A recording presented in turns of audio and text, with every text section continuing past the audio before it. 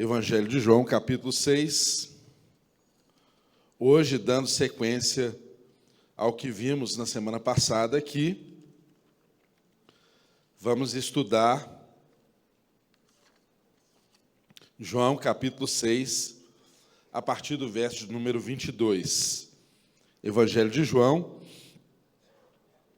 capítulo 6, a partir do verso de número 22. Façamos, então, a leitura desse texto. No dia seguinte, a multidão que tinha ficado no outro lado do mar percebeu que apenas um barco estivera ali e que Jesus não havia entrado nele com seus discípulos, mas que eles tinham partido sozinhos.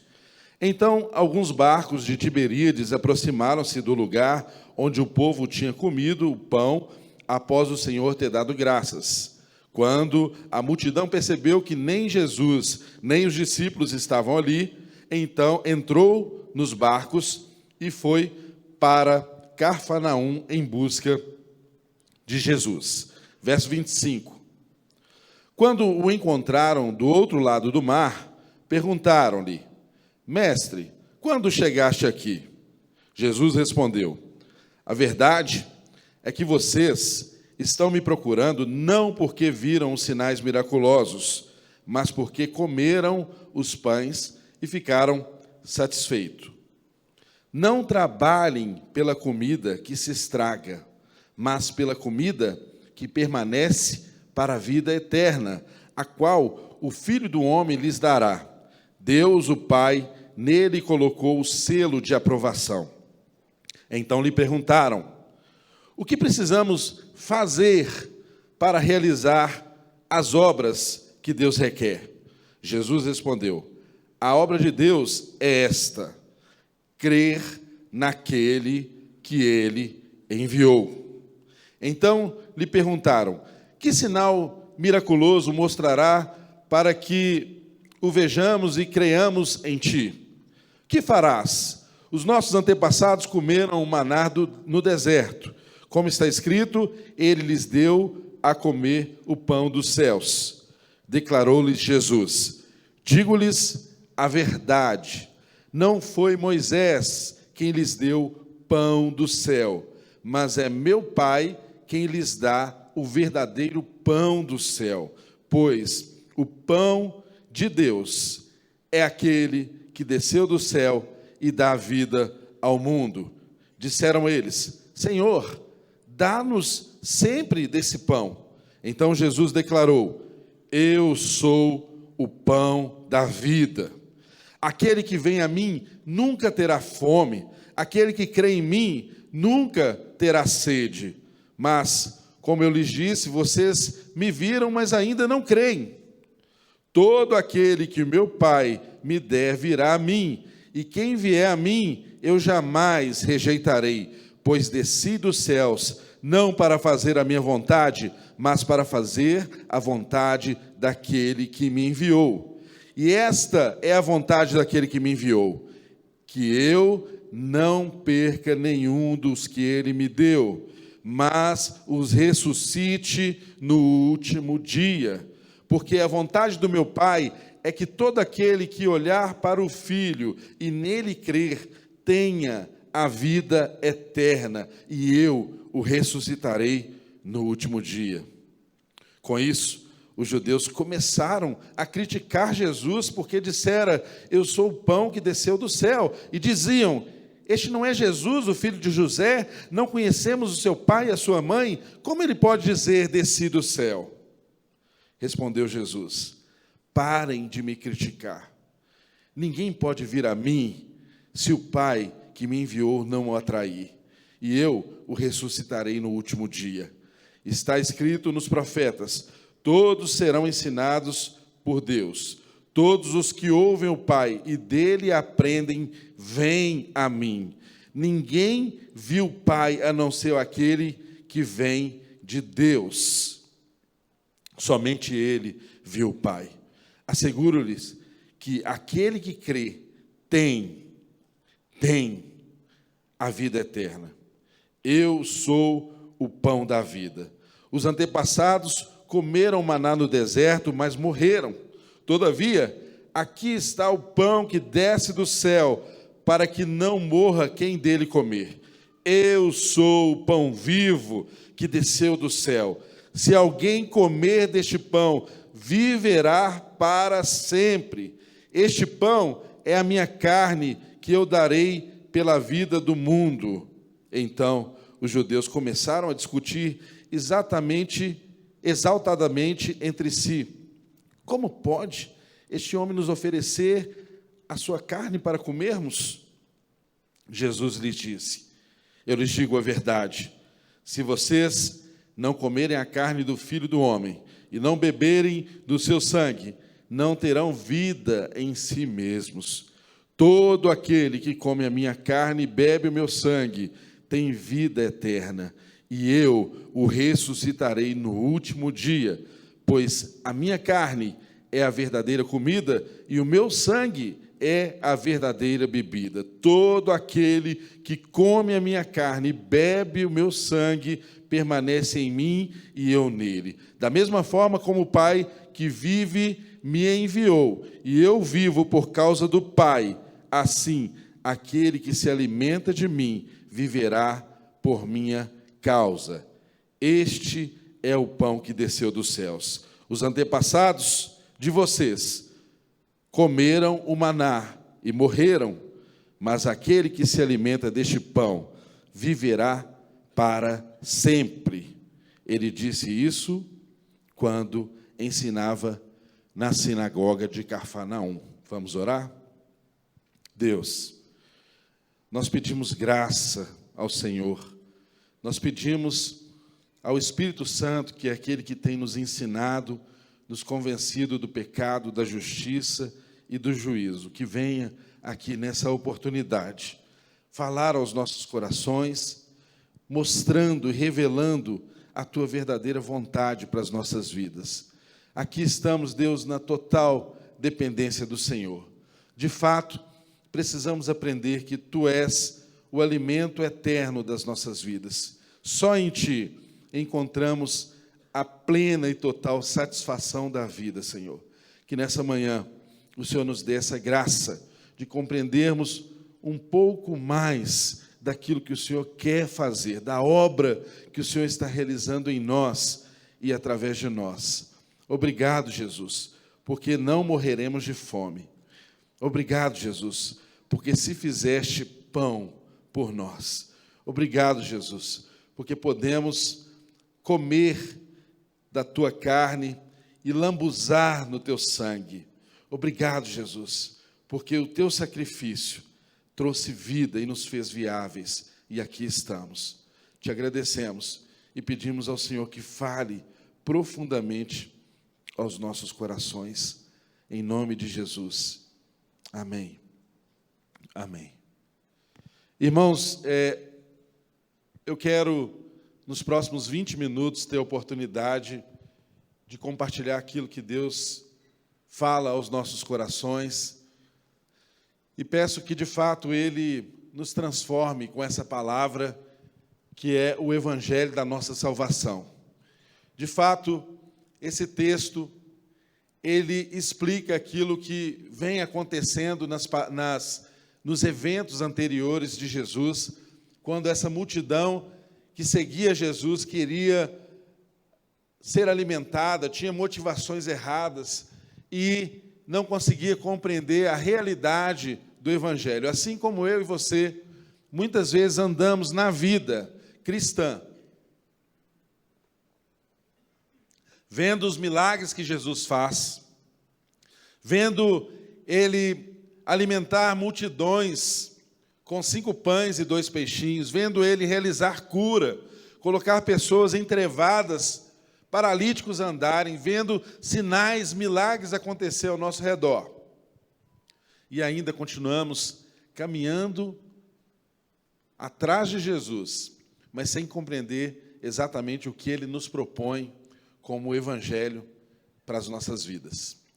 O texto de hoje tem como tema Jesus, o pão da vida. Jesus, o pão da vida. E a circunstância que nós percebemos aqui no capítulo 6, a partir do verso de número 22, é que Jesus está aqui de novo sendo encontrado por uma multidão de pessoas que o procuram. Uma multidão procurando Jesus por aquilo que ele realizava, por aquilo que ele fazia.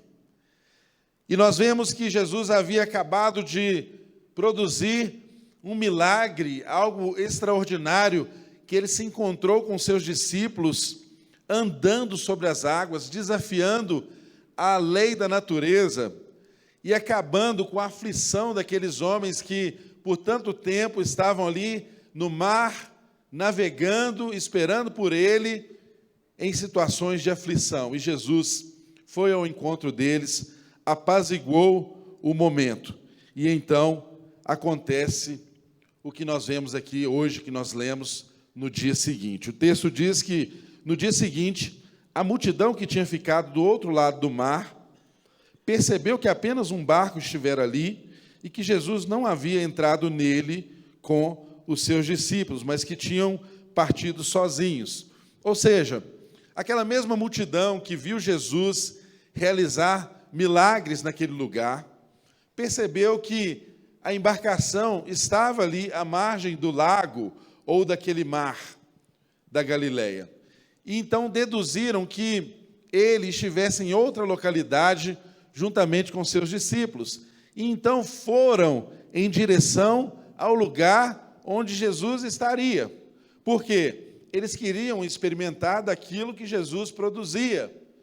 Tiveram uma experiência com o Deus Todo-Poderoso. Assim como nós temos experiências com Deus e queremos buscar Deus a partir dessas experiências. Esses homens, essas mulheres, nós vimos aqui nas semanas anteriores que 5.000 homens foram contados na multiplicação dos pães e dos peixes. E só se contava os chefes de família, ou seja, não eram 5.000 pessoas. 5.000 homens significa aproximadamente entre 15 a 20.000 pessoas que experimentaram o milagre da multiplicação dos pães e dos peixes. E essas pessoas estão, então, querendo colar em Jesus, querendo seguir a Jesus. E vão, então, atrás de Jesus do outro lado do mar. Eles estavam ali na região de Tiberíades e atravessaram, então, em direção a Cafarnaum, onde Jesus estaria. E o texto diz no verso 25, quando o encontraram do outro lado do mar, perguntaram-lhe, mestre, quando que chegaste aqui?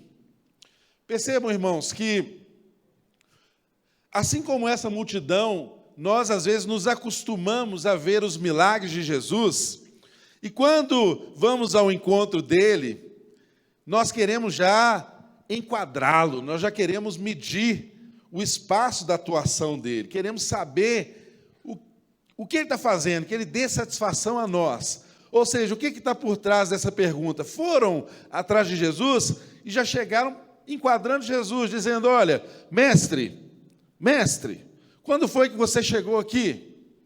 O que pode estar por trás dessa pergunta? O que eu perdi até então? O que o Senhor fez aqui no meio desse povo que eu não estava aqui? Quando que o Senhor chegou aqui, neste lugar?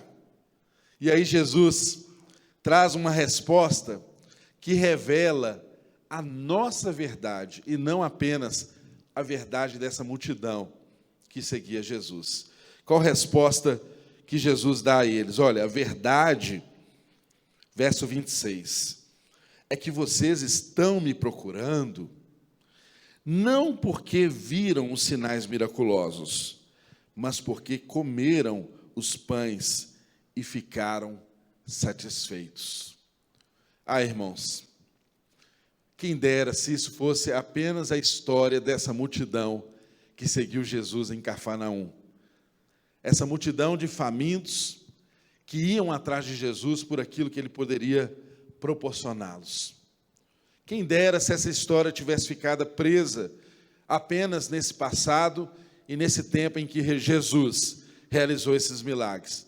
Mas nós sabemos que essa história dessa multidão ainda é a história de nossas vidas, muitas vezes nos dias de hoje. Quantos de nós não atravessamos mares? Quantos de nós não entramos em embarcações e vamos atrás de Jesus, mas não por causa da relação que queremos ter com Ele, mas por causa do pão que Ele pode nos dar, por causa da necessidade que nós entendemos que é urgente e que o Mestre precisa atender nas nossas vidas. E quantos de nós não chegamos a Jesus enquadrando Ele, falando: Jesus, e aí? Por que o senhor está aqui? Né? Por que eu não te encontrei lá na praia? O que o senhor está fazendo aqui? Por que não fez isso? Por que não fez aquilo? Ou o quanto o Senhor já fez, o quanto ainda o Senhor fará? Quantos?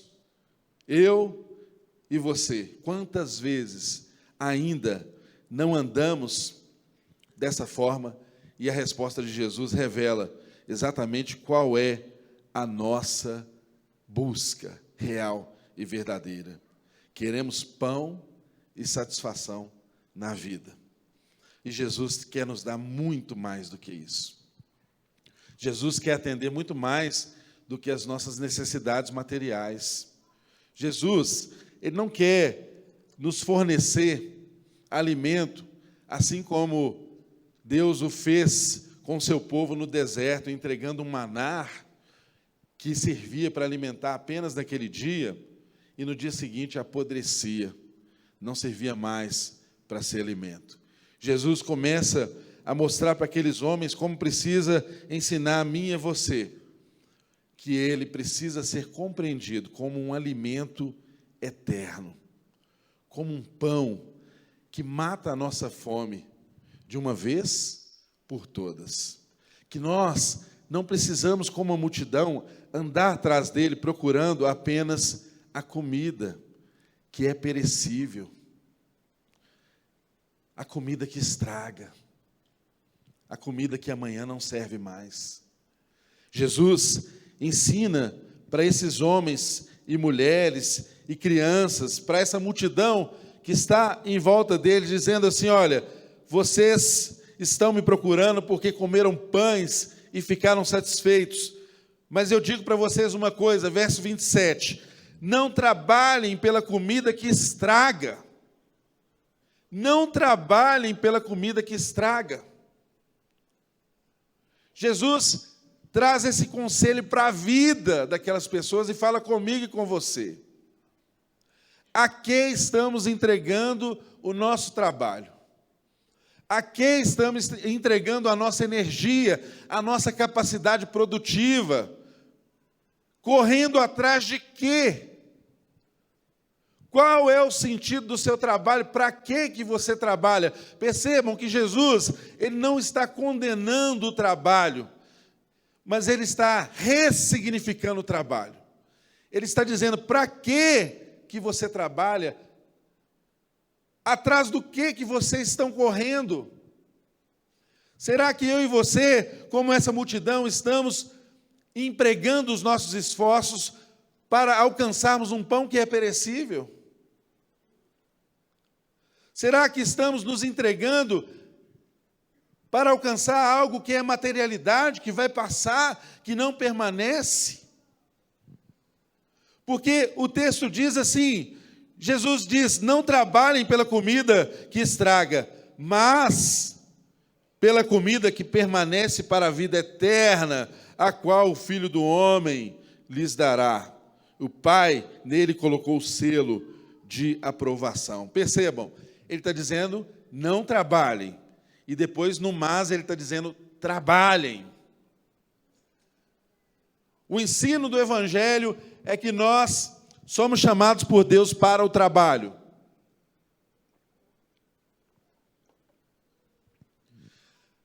Mas o Evangelho também nos ensina que todo o nosso trabalho, ele pode se perder se nós o entregarmos apenas para aquilo que é passageiro, para aquilo que é perecível, para aquilo que não é eterno. Jesus está ensinando isso para essas pessoas. Não trabalhem pela comida que estraga. Por que você trabalha tanto, meu irmão? É por aquilo que produz ecos eternos? Ou você trabalha só por aquilo que perece, que um dia se esvai, que um dia não permanecerá? Onde está o seu esforço na vida? Onde está o seu trabalho na vida? O que você está correndo de um lado por outro, buscando incessantemente? É algo eterno? É algo ou é algo passageiro que perece? Tantas coisas que eu e você fazemos, sofremos, empregamos tempo, energia, o nosso talento, o nosso esforço, e tudo isso vai estragar, vai perecer, não vai permanecer. Jesus nos convida a fazermos essa reflexão, porque o Evangelho não quer que a gente se comporte como essa multidão de famintos de pão que estraga. Veja que Jesus diz assim, olha, trabalhe pelo alimento, pela comida que permanece para a vida eterna. E eles então fazem uma pergunta para Jesus que talvez eu e você, se estivéssemos no meio daquela multidão, faríamos exatamente essa pergunta. Então lhe perguntaram: o que precisamos fazer para realizar as obras que Deus requer? O que precisamos fazer? Jesus, o que eu preciso fazer para realizar as obras que Deus requer? Ah, irmãos, eu e você precisamos compreender que essa pergunta traduz o coração de alguém que entende que é pelo muito fazer que ele vai realizar. E o que Deus está dizendo para mim e para você nessa manhã, e que Jesus estava dizendo para aqueles homens, para aquela multidão que o estava acompanhando, é que não é sobre o que eu faço, mas é sobre o que eu creio. Não é sobre o que eu faço, é sobre o que eu creio. Percebam que a resposta de Jesus deixa isso muito claro. Jesus respondeu: a obra de Deus é esta, crer naquele que Ele enviou. Não é sobre o que eu faço, é sobre o que eu creio. Eu e você precisamos aprender que o que eu creio é que orienta o que eu faço. Não é o meu trabalho, a minha tarefa, o meu exercício que manifesta o que eu creio. Mas é a partir do que eu creio que eu posso fazer algo em Deus. E é por isso que muitos de nós andamos cansados na vida, porque o trabalho que cansa é exatamente o trabalho que é feito fora de Deus. Porque o trabalho em Deus, ele não cansa, o trabalho em Deus, ele dignifica o homem, o trabalho em Deus dá sentido para a vida, mas nós estamos cansados porque estamos trabalhando fora de Deus. Porque estamos pensando que precisamos fazer algo para nos tornar atraentes a Deus, ou para sermos merecedores do favor de Deus. Queremos, insistimos em querer comprar essa comida que não pode ser comprada por mim e por você. Não é sobre o que eu faço, é sobre o que eu creio. O que eu creio orienta o que eu faço, e não o que eu faço orienta o que eu creio. Quando primeiro creio, o meu trabalho não é para desempenhar. Quando eu primeiro creio, tudo que eu faço não é para obter um desempenho que agrade a Deus, mas tudo que eu faço é exatamente para agradar a Deus. Eu não tenho que desempenhar para Deus dizer assim para mim: olha, muito bem, você cumpriu a sua tarefa e você merece a recompensa, tem pão para você. Não é assim. A palavra de Deus através de Jesus, nesse texto, está nos ensinando exatamente que não é assim que funciona. Em Deus, irmãos, a dádiva, ela vem primeiro, depois vem o trabalho. Em Deus, a dádiva está no início de tudo, e não é um resultado do que eu faço para Deus, para Ele me abençoar. Eu sei que desde criança nós aprendemos, olha, se você fizer tudo certinho, se você for bonzinho, você será recompensado pelo que você fez. Mas em Deus, no Evangelho, não é bem assim. Eu quero trazer aqui uma ilustração para você entender melhor dessa relação que Jesus traz entre obter a comida e do que nos cabe, do esforço nosso, dentro do que é a nossa esfera de trabalhar para agradar a Deus. Imagine você é dono de uma obra que vai ser construída. Faça aí essa imaginação. Você é dono de uma obra que precisa ser construída.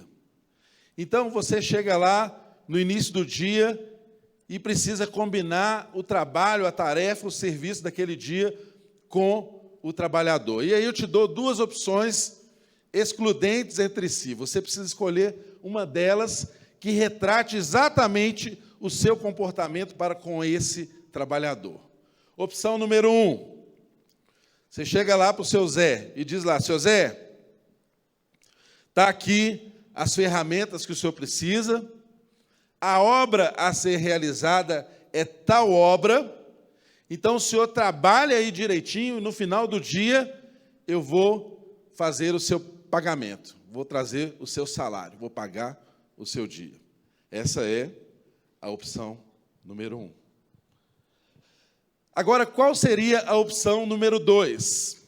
A opção número 2 é você dizer assim, chega lá o seu Zé de manhãzinha para trabalhar na sua obra. Aí você diz assim, seu Zé, está ali uma mesa com todo tipo de comida que você precisa comer, e a turma que gosta de fazer comida boa, ela vai ser reposta o tempo inteiro, sempre vai ter coisa boa para comer ali naquela mesa. Então, seu Zé, o senhor vai lá, come da mesa, depois o senhor pega ali aquelas ferramentas e vai trabalhar. Aí eu pergunto para você, você usaria da opção 1 ou da opção 2 para contratar alguém para trabalhar para você? Responda sinceramente. Quem usaria a opção número 1? Levanta a mão. É mesmo? Quem usaria a opção número 2? Estou vendo que ninguém contrataria, um monte de gente que não contrataria ninguém. Né? É a opção número 3, não é? Mas veja bem, a maioria dos que resolveram levantar a mão, trabalhando nessa obra, o que responderam aqui? Exatamente o que é o razoável. Você combina a obra com o trabalhador, não é mesmo? Entrega as ferramentas para ele, fala para ele o que precisa ser feito, e no final do dia você vem e paga a diária do trabalho dele com justiça. Se ele fizer tudo direitinho, não é mesmo? Porque se ele não fizer direitinho, você vai discutir o preço, você vai fazer ele repetir, ele não vai ser digno do seu salário. É assim que eu e você fazemos, não é verdade? Agora, a gente fica constrangido em entender que essa não é a opção de Deus. Deus não realiza a sua obra dessa forma. Deus faz exatamente como a segunda opção. Ele primeiro põe a mesa e fala com o trabalhador, coma o que você quiser, se alimente do pão, depois pegue a ferramenta e trabalhe para realizar a obra. Agora, eu pergunto a você e a mim mesmo, por quê? Por que que nós não combinamos o trabalho assim como Deus combina? Porque nós, ao combinarmos o trabalho, esperamos de alguém o desempenho. Eu e você não combinamos como Deus, porque você vai pensar assim, olha, se eu ponho uma mesa de café gostosa para o cara trabalhar, para comer antes de trabalhar, o que ele vai fazer? Ele vai abusar da relação. Ele vai ficar só na mesa. Ele não vai produzir.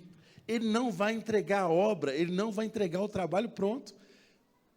Verdade ou mentira, gente? Vocês estão comigo aqui? Certo? É assim. Você não põe mesa porque você acredita que pôr mesa antes do trabalho vai atrapalhar, a relação vai ser prejudicada, ele vai abusar.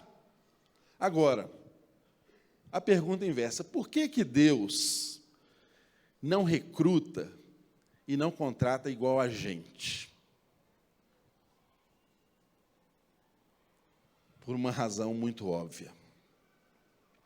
Porque Deus não precisa do nosso desempenho. A obra já está pronta. Tudo está acabado.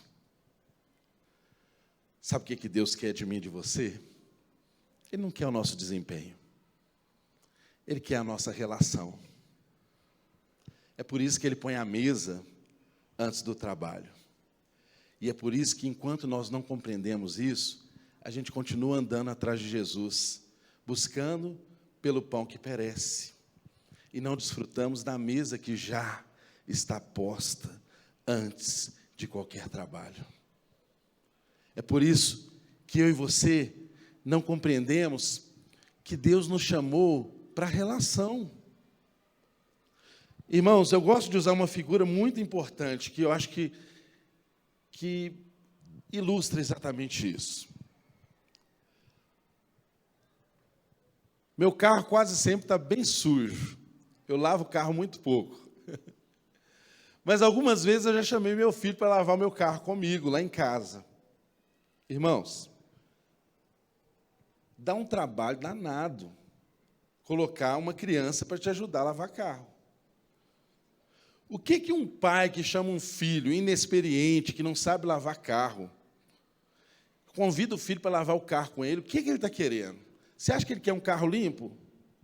A última coisa que você quer é um carro limpo. O que você quer é a relação, meu irmão. Não é o trabalho, não é o desempenho, não é o que ele vai produzir. Eu e você precisamos compreender que essa é a condição de Deus para conosco. Deus nos chama para uma relação. E tudo aquilo que nós desempenhamos, se for uma obra de fé, se for em Deus, a partir da mesa, aí tem sentido. Porque produz uma relação. Agora, se eu quiser carro limpo, a última coisa que eu vou fazer é chamar o Arthur para lavar o carro comigo. Porque o Arthur não é bom de lavar carro. Entende, irmão? Assim é a relação de Deus conosco.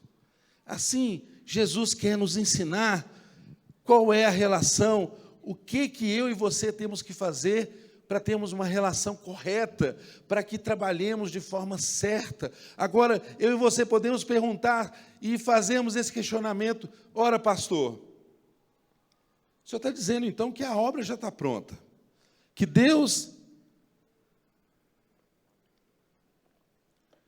não precisa esperar o meu desempenho como uma resposta para Ele me entregar o pão.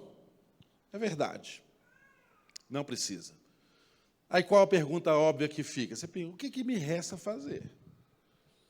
Qual o trabalho que resta para mim nessa relação? Irmãos, nas palavras atribuídas a Charles Spurgeon, o que resta a mim e a você, o nosso trabalho, é o trabalho de um mendigo, contando para outro mendigo onde encontrar o pão. É a única coisa que eu e você fazemos. Se encontramos pão em Deus, o trabalho meu e seu a partir de então é levarmos essa notícia para o máximo de pessoa que a gente pode. Sabe por quê? Porque a gente não pode produzir o pão da vida. A gente não pode alimentar eternamente as pessoas. mas a gente pode apontar para elas onde encontrar o pão. Imagina, é exatamente o mendigo que estava morrendo de fome, encontrou pão, e ele vai correndo contar para os seus amigos onde eles também podem o encontrar. Eu e você somos chamados exatamente para isso. O Evangelho é relação. O trabalho que eu e você podemos ter em Deus só pode ter sentido se for uma resposta à fé. Por isso que Jesus disse para eles: olha, a obra de Deus é esta, 2 pontos. Aí vem uma frase explicativa, não é? Depois de 2 pontos, não vem uma frase explicativa? A frase é a seguinte: crer naquele que ele enviou. Ou seja, o nosso trabalho só pode ter sentido se primeiro a nossa fé for bem orientada. Quando eu creio naquele que Deus enviou, eu recebo, eu me aproprio dos benefícios do trabalho dele, e eu começo a trabalhar naquilo que ele trabalhou. Aí, eu não preciso desempenhar. Eu trabalho não para ganhar o pão, eu trabalho para agradar aquele que já pôs mesa antes do trabalho. Eu trabalho para agradar o coração daquele que me dá comida antes de eu trabalhar. Aquele que cuida de mim antes de qualquer resultado que eu possa apresentar a ele. Quem não gostaria de encontrar o dono de uma obra assim? Eu e você encontramos, mas às vezes não conseguimos compreender essa realidade. E por isso, não andamos como esse mendigo faminto, que encontrou pão e entendeu que o único trabalho que ele precisa fazer é contar para os seus outros amigos mendigos que tem pão para todo mundo, que tem o pão da vida para todo mundo, que tem comida eterna para todos que se achegarem. Agora, irmão, não é fácil essa compreensão, porque para encerrarmos aqui esse texto, nós vemos que no verso de número 30, depois de Jesus dar essa resposta para eles, eles perguntaram a Jesus: que sinal miraculoso mostrará para que vejamos e creiamos em ti? Que farás? Os nossos antepassados comeram maná no deserto, como está escrito, lhes deu de comer o pão dos céus. E Jesus responde: digo-lhes a verdade, não foi Moisés quem lhe deu o pão do céu, mas o Pai quem lhes dá o verdadeiro pão do céu. Percebam, a multidão que perguntou a Jesus que sinal ele faria para que eles crescem nele, no que ele ensinava, foi a mesma multidão que foi alimentada com 5 pães e 2 peixinhos. Entenda de uma vez por todas, não são os sinais, as maravilhas que Deus faz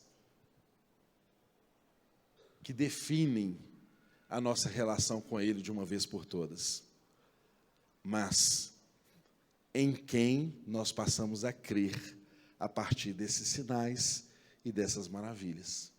Porque uma multidão que não põe a fé e o trabalho no lugar certo, eternamente será faminta de um pão que perece todos os dias. Amém? Jesus nos chama não para andarmos conforme essa multidão, mas Ele nos chama a experimentar mais do que uma multiplicação de pães e peixes.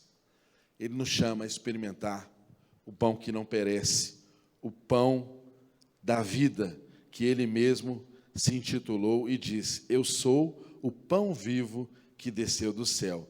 Se alguém comer deste pão, viverá para sempre. Amém?